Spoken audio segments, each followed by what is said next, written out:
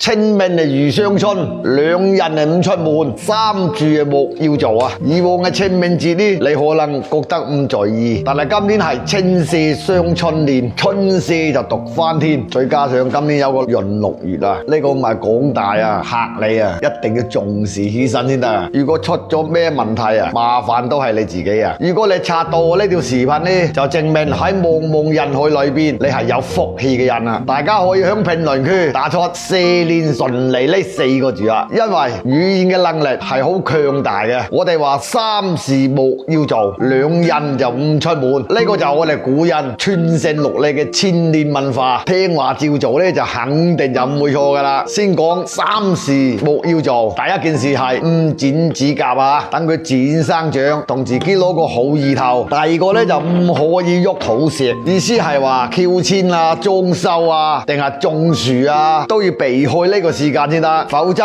就容易招惹口利是非，麻煩纏身噶。第三個就係話唔食生冷嘅嘢啦，清明嘅寒氣啊仲未散嘅吓，呢個時候呢，你食魚生啊、生肉嘢啊、生果類呢，就會內外夾擊嘅，好容易呢引出一啲不必要嘅麻煩。咁邊兩種人唔可以外出呢？嗱，第一個就係老人唔可以外出。清明節過後，陽氣就啱啱出現啦，嗰個倒春寒氣重啊，春寒就壓死一大片，好多人都話捱過咗冬天，卻倒響春寒入邊嘅，所以避免麻煩，老人家呢響清明時節呢就避免到處行啦，安心靜養。第二種人呢就唔好出門，就係細路仔啦，唔好去山上樹林入邊啦，尤其係響清明嘅呢一日啦，因為清明節過後啊，氣候會變暖，蛇蟲鼠蟻呢就開始活躍啦，避免發生呢啲危害啊！你哋記住未啊？精神！